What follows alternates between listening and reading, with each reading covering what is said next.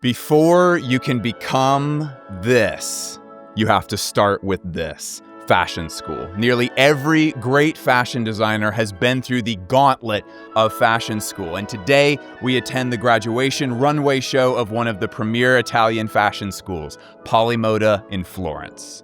So if you could work for any fashion designer that's currently working, who would that be? Ooh, how many can I name? I can only say one. Ooh, it depends. It depends on the continent, I would say. Oh my god, that's so hard. J.W. Anderson. Jonathan Anderson. J.W. Anderson. Kiko Costadino. Hermione. Glenn Martens. And Joe Galliano, of course.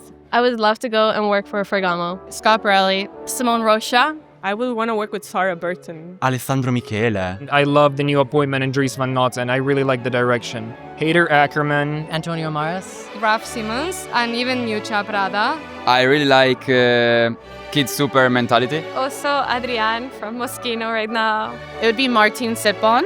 Schiaparelli would be my top. It's really important to note that during a fashion designer's entire career, there is really only one period where they are free completely from market restraints. This is like a sailing boat sale. Wow. Usually, even if you're a total genius and you have a ton of creative control, you still have to figure out how to market and merchandise and sell your clothes. I've used inspirations from Persian carpet tapestry. Graduating from fashion school is the exception. This is the only time when fashion designers are actually free. And it's time to start. This is actually our first graduate show ever. Seen a million graduate shows on the internet or through pictures or through video or whatever. Never actually been to one. I'm really excited. It was interesting getting to hear the students speak on their own work. In a school context, you aren't really allowed to be like a dark and mysterious designer who rejects interviews. Like at school, you are required to speak on your own work, at least with your professors. But we had a great group of students that was more than happy to speak on their process and what that process produced. I like menswear, but I can't consider my men's. I don't know. So this is the thing that was interesting about you, because in your bio, it's that like other men, especially Italian men, do not like your version of masculinity, which it seems like, if I could say, because your bio was the most interesting to me. It's great that you are provoking anger so early in your career, because I don't feel like a lot of designers even know how to evoke emotion at all. For me, masculine is the side that I have. Meanwhile, my feminine side is the vulnerability, the fragility that I'd like to show of myself, that the people maybe they don't like from a man. I feel like that might be why a lot of men are so resistant to feminine aesthetics, is because they feel like it comes with a vulnerability that I think a lot of men are trained to be afraid of. And I feel like with this, your stuff was just all out. So you don't ever have to look at the camera or anything, and then we'll edit it. It's not there. Yeah. My name is Sophia Marie Osterwold. I'm half American, half Norwegian. And I recently went to the America's Cup in Barcelona, which brought me to the Gothic architecture there. And so I really wanted to combine this element of the Gothic architectures in the sailing race, of course, which brought me to Gothic sailors. So I have all these elements of technical elements, stitchings, pulleys on all the straps as well. All of the cages are made out of fiberglass wires. So that actually is something I want to dig into just a little bit, because yours has an unusually good bounce to it. Like it actually has great movement to it, which I think a lot of designers kind of yearn for, that kind of organic, almost like lighter than air kind of bounce to it. This really was the right solution for the problem, not just like a mood board thing. Could you tell me about like kind of what school has taught you about the problem solving part of fashion design? Yes, I would say my motto, especially in this collection, is constantly pivoting, because I run into a wall and I always have a million backup plans. For example, this structure, I just had to rebuild 2 days ago, hit a wall, had to remake it, had to rethink it. Instead of, for example, I had the brackets with silver, but it's too much weight, so they were causing the snap. So then I had to go back and hand sew each bracket and then epoxy it. So it was a lot of different problem solvings and figuring it out, especially with the tensions. So that's something I never even thought about, the precise measurement. And it more brought me into this engineering mindset of engineering art to make it wearable in fashion. After high school, I never wanted to do something math related. And then surprise! I realized fashion is all math. Thank you so much. Congratulations. Lovely to meet you. Beautiful. Thank you so much. Absolutely, yeah. All right, Polimoda, if you're ever wondering, like, where should we have our runway show? the first place you should check is train stations. Old train stations have a massive amount of space, and there's a little bit of like visual interest because there's always still like train tracks, whether or not they're being used, embedded into the ground. Good? Yeah. Okay, cool. Could you introduce yourself, please? Yes, I'm Farnia Salim. I'm from Iran and I just graduated. Very cool. Nice. Can you tell us a little bit about where you started with the collection? I got so excited about this one that I sort of started talking to you about it when you were dressing models, and then I realized like I need to let her work. So I would love to hear about kind of where all of this started for you. Okay, so actually this year's collection has been very personal for me, and it was inspired by this feeling that I have because I'm originally from Iran, but I grew up away from home, and it's basically telling the story of in between homes and always missing a part of you, but always also cherishing it. So I've used inspirations from Persian carpet tapestry and kind of modernized it and gave it a little twist of my style and adding flowers. Yours was pretty technique heavy anyway. Like this piece in particular is one where like I'm picturing a teacher advising you to not do this because it might be too hard. I would only expect to see something that is this detail heavy to be done in a couture show. I don't know if this even would, if like a ready to wear schedule, they would be like, we don't have time, we have to move on. I can't do this anymore. It's too much. Yeah. Let's talk about production a little bit. Runway shows are expensive and time consuming. First of all, you need models, like a lot of models. Fun fact, we actually showed up to the site of this Polimoda show early that day, and we were lost for a long time. We at least were lost until we saw a massive group of really skinny, tall people come marching off of a huge bus. We correctly presumed that that was the group that we needed to follow. So we eventually got inside, and immediately Daniela and I wanted to see how students were preparing for this show. Firstly, the biggest element of that preparation the day of was rehearsals. Professional shows do this, and skipping this step can mean disaster. It looks simple, like, you just send dozens of people down one side and they walk back on the other side, but the exact placement was crucial so that the lights could hit each model in just such a way so that the photos could turn out as excellent as they could.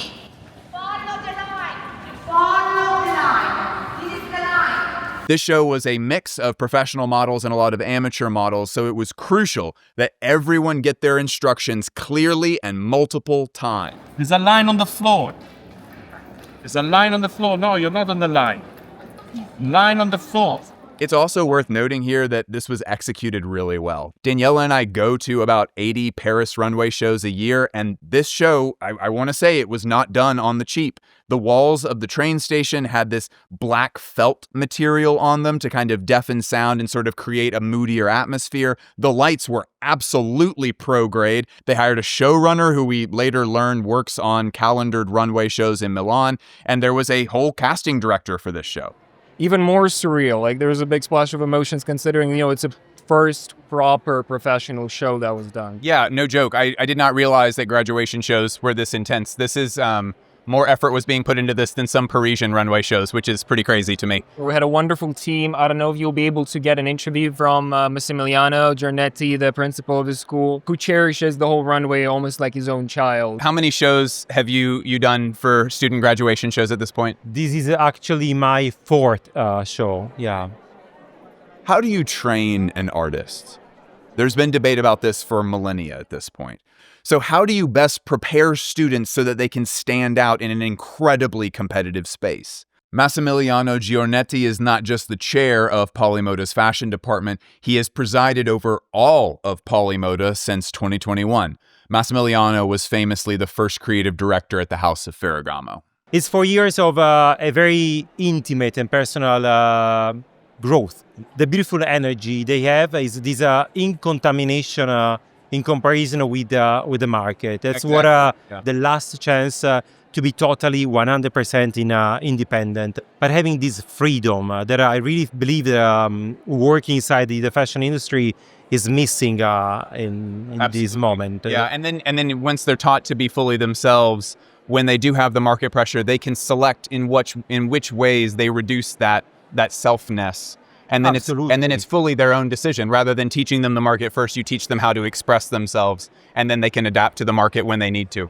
I think we're definitely influenced by the teachers that we have. We have a lot of teachers from Antwerp, and so I feel like we get a lot of that influence as well, maybe from Belgium into Polimoda, which is interesting because it's quite different than Italian fashion. So I feel like, we're getting this dose of Italian, this dose of, Northern European, and then this Americanness that comes in. I think it's just puzzling all of that together. It was like sometimes we want to be fully us, and we can be fully us if we know how to do things. I think Polimoda gave me that, and I think for some reason I landed here for that. Because sometimes as kids, you want to dream, you want to do big. Sometimes you don't know how to do big yet. You build and you learn how to be yourself through a piece of clothing, and how a stitch can be also your name, The crown specifically was something that was pretty cool to me. I just want to put feathers in there. Are they actual feathers or synthetic feathers? No, all the feathers here are real. They're hard to work with, aren't they? They're super hard and they smell a lot. So no. Also, they're really hard to work with, hard to stitch, hard to take care of, because it's like so fragile, and you glue one and they go away. Did you learn anything from having to work with it that much? Absolutely. We were trying to place them and trying to find the fabric where we could place them and it would stick. So it was kind of like a really huge deal trying to figure out how to work with the feathers. I feel like that kind of puzzle, though, is really important to do in fashion school, because really, when you go get a job, it's entirely possible that they will never let you work with feathers because they're like, our audience doesn't buy feathers, we're not doing this. Right. And so you get to kind of, not even like, I know how to work with feathers now, but more like, I know how to problem solve when things are difficult. Exactly. I think I went through it all. So I have a guess as to whom you are inspired by a little bit, Okay. but I'd love to hear it from you. Are there any designers that kind of made you say, like, I have to go to fashion school, this is who I am? Actually, yeah, but I don't think it's the one you're thinking about. It's Jean-Paul Gaultier is what I'm thinking. I knew it was Jean-Paul But I wanna hear from Gaultier, you. but it's not Jean-Paul Gaultier. Famous fashion designer, Gianni Versace, I would say. But the designer that made me say, okay, I want to do fashion school is Charles Jeffrey Loverboy, actually. So Charles actually made Daniela's wedding dress. Okay, Yeah. period, Charles.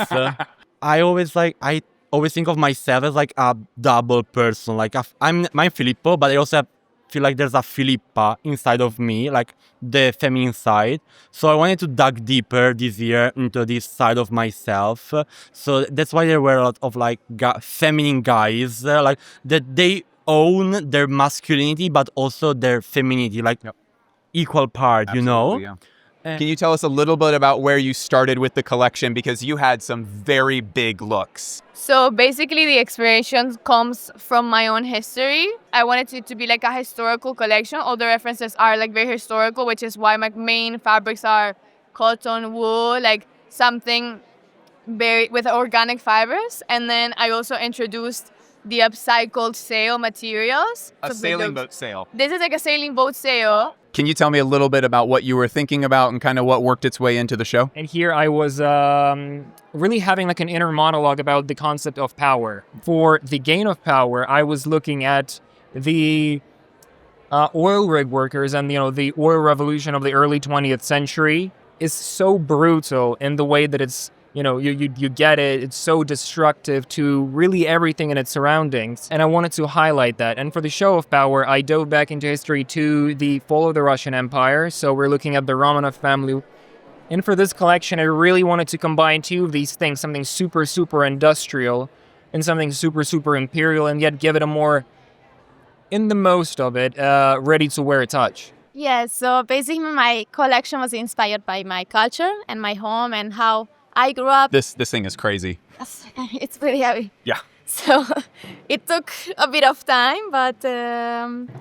It's sort of like an in-between of like darting to create a shape and like a corset to get a shape. It's very structured, but it's not going to like force anything. Yes, exactly. And also this jacket came alive in a way that I found this amazing woman in Hungary, and she still does the old technique of hand-woven textiles. Yeah.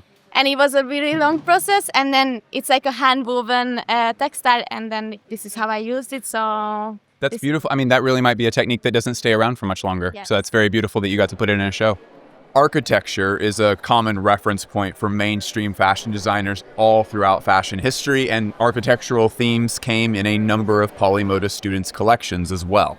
So my name is Nansen Capici. I am from here in Italy, from Rome. This collection comes from my name itself and from my kind of heritage that I took on from my dad's side of my family.